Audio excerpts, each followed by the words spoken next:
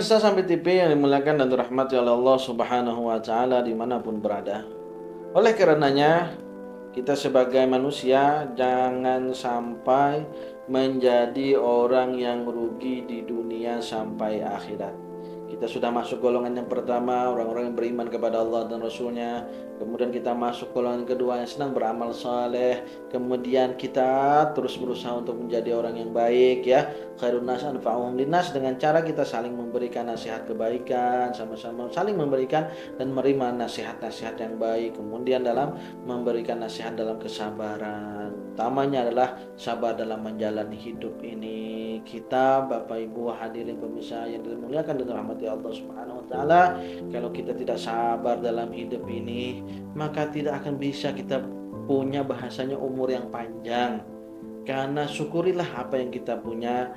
Jangan berpikir seandainya saya nanti punya ini, saya punya ini, nanti saya akan bersedekah, nanti saya akan punya uang banyak, saya mau bangun ini, bangun ini. Jangan.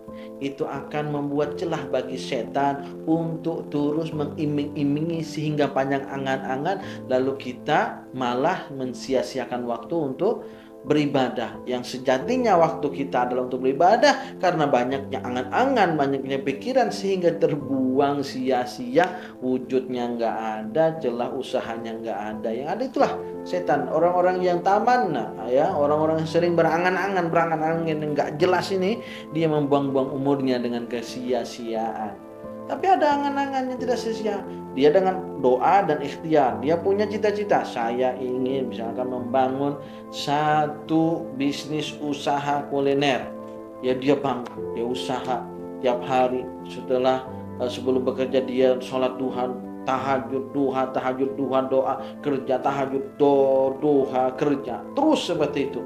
Akhirnya tercapai angan. Ini bukan angan-angan biasa, Pak, tapi ini sebuah cita-cita yang terrealisasikan dengan doa dan ikhtiar dan iktisabnya. Begitu. Nah, sedikit kami kutip dari satu kitab namanya Nashaihul Ibad. Ya. Di situ ada perkataan Sayyidina Ali karamallahu wajhah. Beliau pernah mengatakan, inna as'abal a'mal arba'u hisab.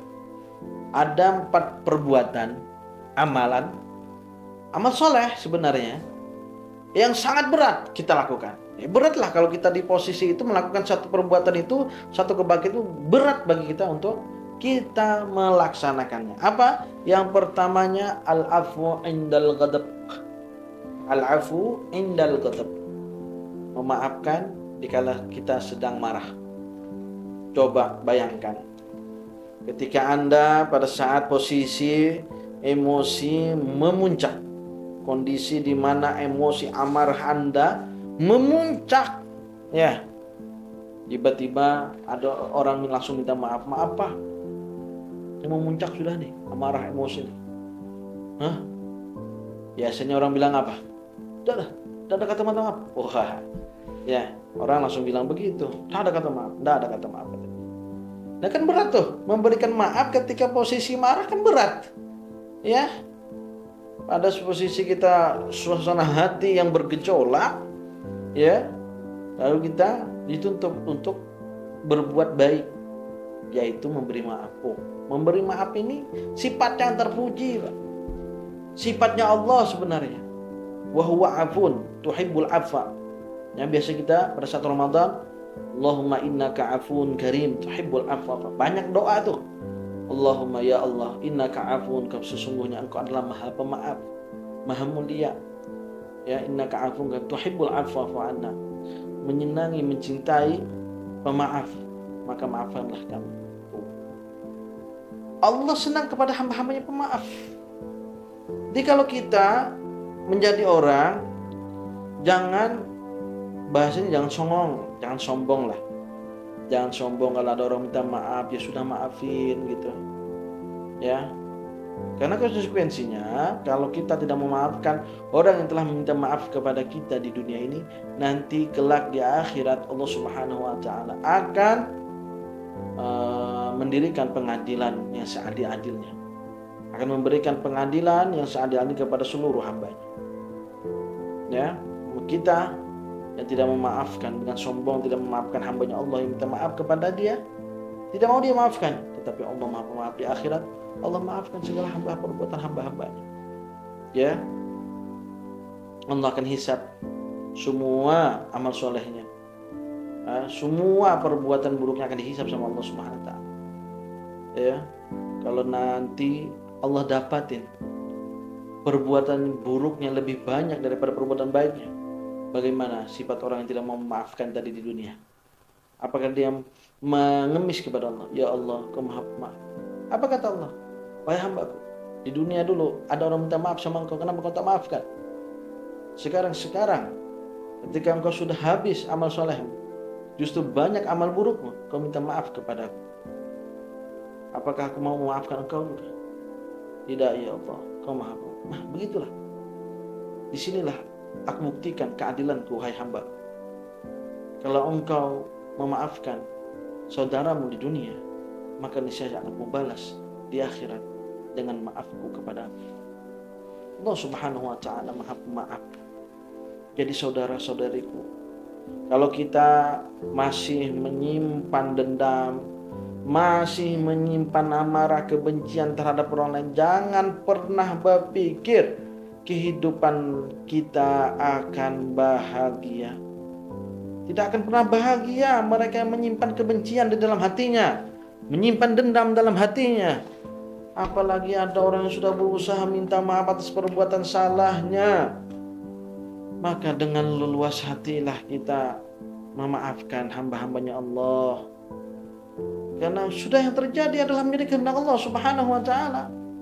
Ya, kita maafkan, kita ikhlaskan semuanya, kita pasrahkan semuanya kepada Allah Subhanahu Wa Taala.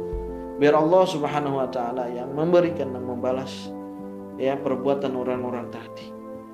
Jadi jadilah hamba-hamba kita, hamba-hamba yang pemaaf. Ini salah satu yang paling berat untuk kita lakukan. Tetapi itu adalah amalan soleh yang sangat luar biasa.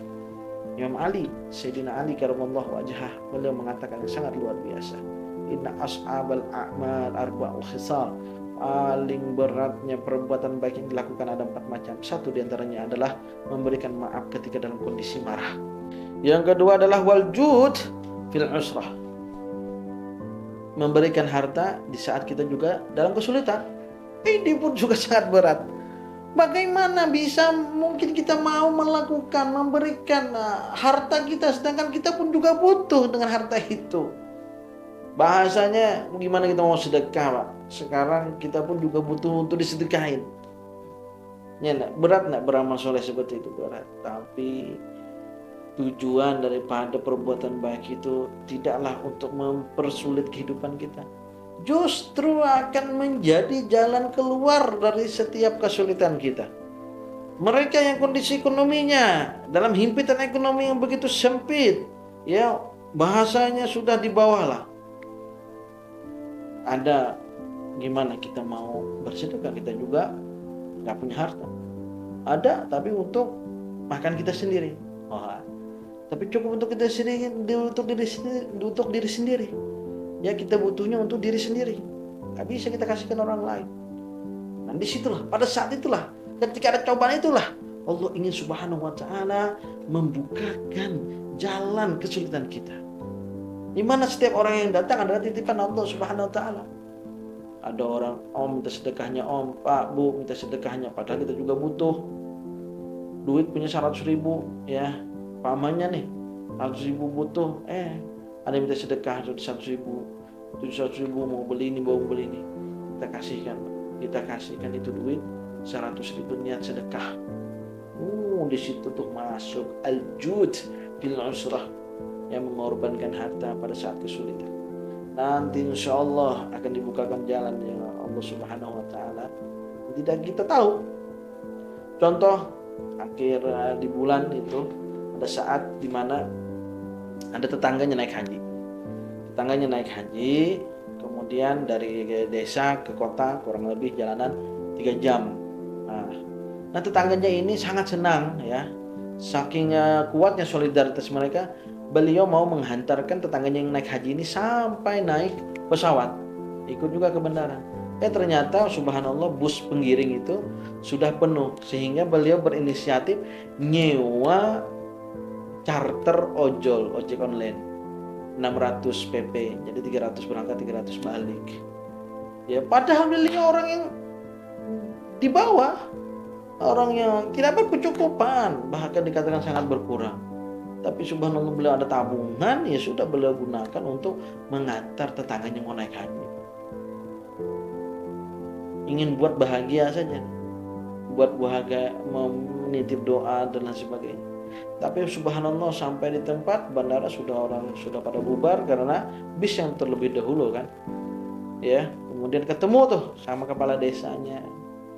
Pakai apa diceritakan kronologinya. Subhanallah, terharu kepala desa, dikasih ongkos balik 100.000. Tuh, sudah dapat 100.000 untuk ibu tadi yang mau mengantarkan tetangganya naik haji. Subhanallah.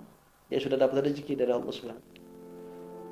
Dia balik beberapa minggu kemudian, tiba-tiba ada orang baik, subhanallah, mendengar ceritanya. Ya, karena viral di mana-mana ceritanya, akhirnya beliau diberikan umroh gratis. Ya, bagaimana Allah Subhanahu wa taala membayar kesusahannya secara cash. Orang tersebut dia berkekurangan, tapi niatnya dia berkorban harta untuk apa?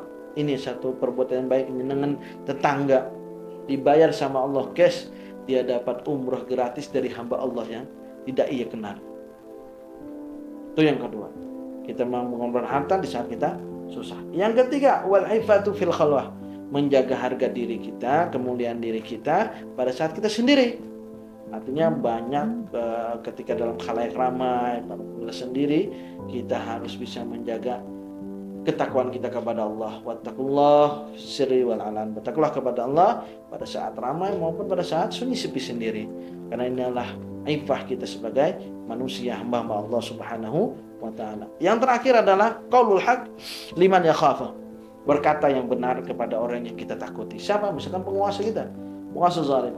Penguasa zalim, kita punya penguasa zalim, kalau kita katakan yang benar, mereka akan berontak, mereka akan marah. Karena apa? Penguasa ini merasa dirinya paling benar sudah.